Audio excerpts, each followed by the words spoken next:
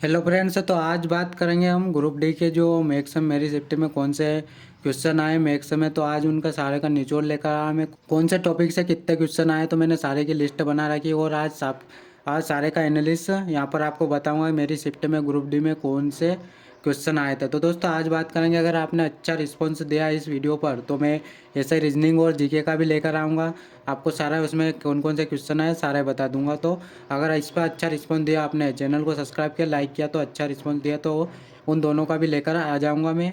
तो दोस्तों चलिए सबसे पहले क्वेश्चन करते हैं हम नंबर सिस्टम में यहाँ पे 4 से 6 क्वेश्चन देखने को मिले थे मेरे को। 4 से 6 और 4 से 6 कौन से बहुत से सिंपल ही यहाँ पर दिखे थे मेरे को, जैसे कि यहाँ पे एलसीएम एचसीएम दिख रहा है।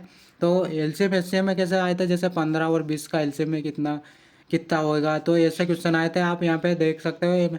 एग्जाम्पल भी दे रख रखे मैंने यहाँ पे लिख रखे आपके, क्योंकि कोई डाउट ना रहे।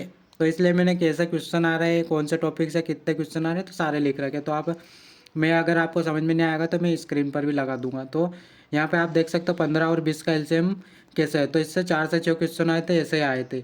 अब दूसरा आता है फ्रैक्शन। फ्रैक्शन में कौन सा है, फ्रैक्शन में जैसे कि डेसिमल में जैसे 0.75 फ्रैक्शन कितने होती है। तो ये ऐसे इतने इजी क्वेश्चन आए थे। तो आप यहाँ पे देख सकते हो ये ऐसे आए थे। तो दूसरे फ्रैक्शन से डेसिमल से 0.75 फ्रैक्शन कितनी होती है, ऐसे आए थे। ठीक है, ये हो गया। अब तीसरा आता है divisibility.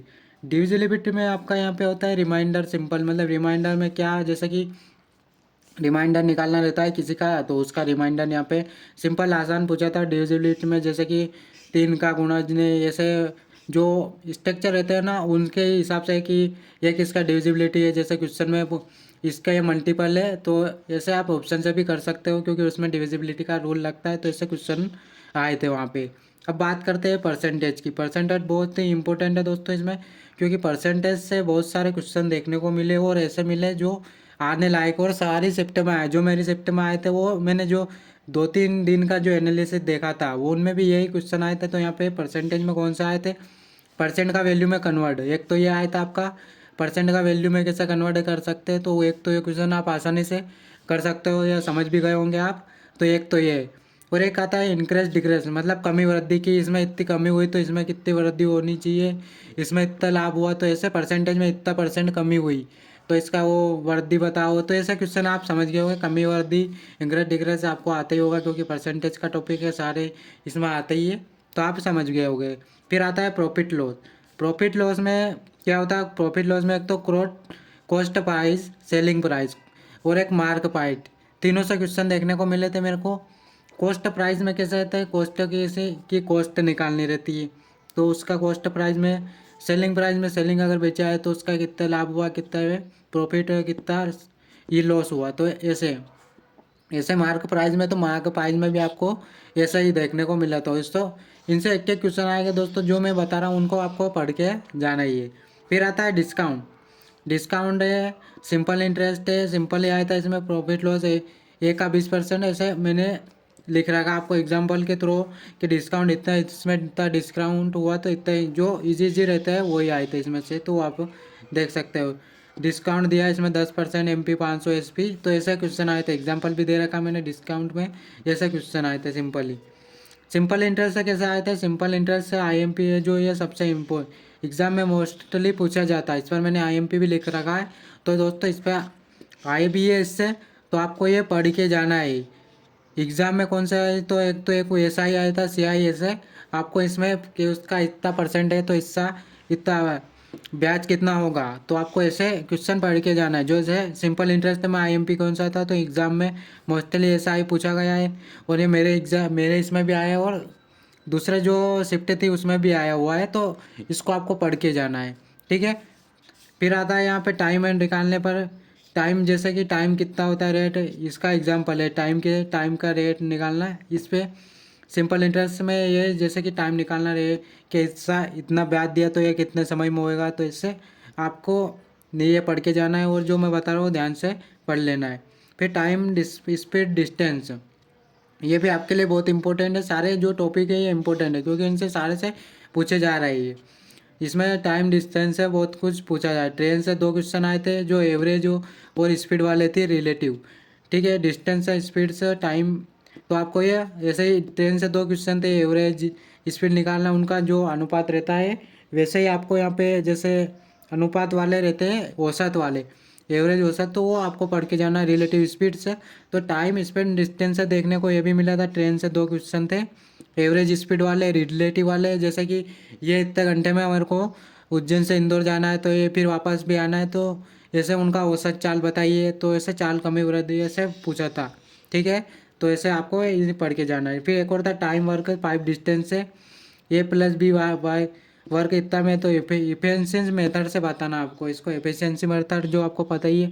File empty pipe fill empty खाली वाला बताना है, तो ये आपको ये ऐसे जो जो बता रहा हूँ वो पढ़ के जाना। टाइम वर्क से आया था, टाइम एंड स्पीड डिस्टेंस आया था, तो आपको एग्जाम्पल के थ्रू भी बता रहा हूँ मैं, तो आपको ऐसे जो जो बताया वो पढ़ के जाना है। ठीक है, एक आप आती है रेशियो प्रपोर्शन से बात, तो रेशियो में चेंज करना किसी को, तो उसको रेशियो में कैसे कन्वर्ट कर सकते हैं, तो उसको ऐसे रेशियो प्रपोर्शन से भी एक क्वेश्चन देखने को मिला था मेरा।